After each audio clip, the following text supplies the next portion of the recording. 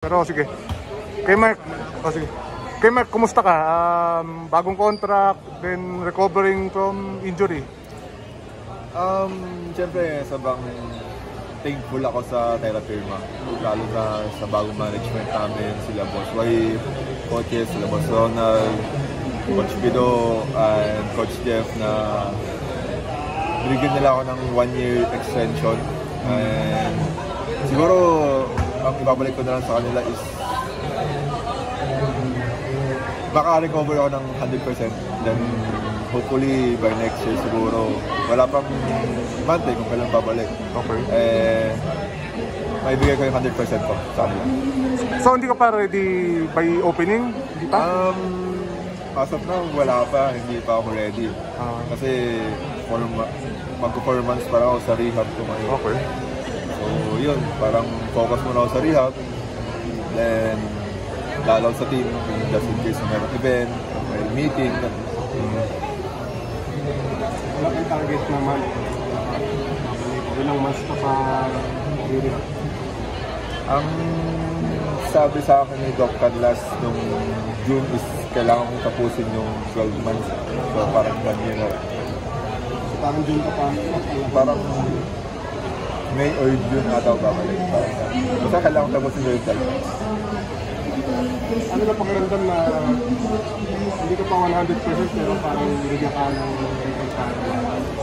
Well, sobrang saya.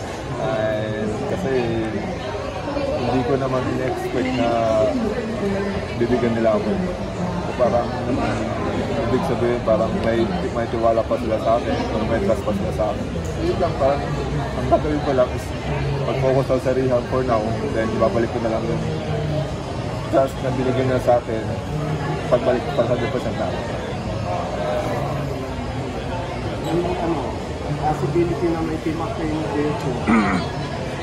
Knowing Jiu-Jitsu, nakasama ko na siya 2021 kay Coach Tab Gilas. So, sobrang happy ako na naging teammate ko siya. And big help na rin sa amin sa team namin yan kasi kulang kami ng malaki. Like, ako na lang, si Kit, then Graves and Louie na lang yung bigs namin. So, undersized back. So, yun yung kulang namin. Maraming tulong na yung Jiu-Jitsu sa akin. Okay, Mark, sobrang bata yung team yun na kayo na yata ni Louis ang lang na yung pinakamatagal dyan sa Terra Firma, di ba? Yes, halos lahat. Puro bata na rookies. Ang naiwan na lang nung nakasabay ko na draft. Ako, Sanggalang, Paraiso, Olivario na lang. Apat na lang kami parang veterans. Oo, kayo na yung naging veterano. So sa amin lang naman, kailangan namin magtulungan. Hindi naman namin kaya o di naman nila kaya ng sila lang.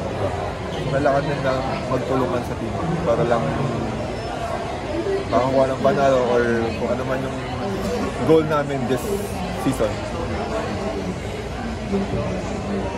Okay.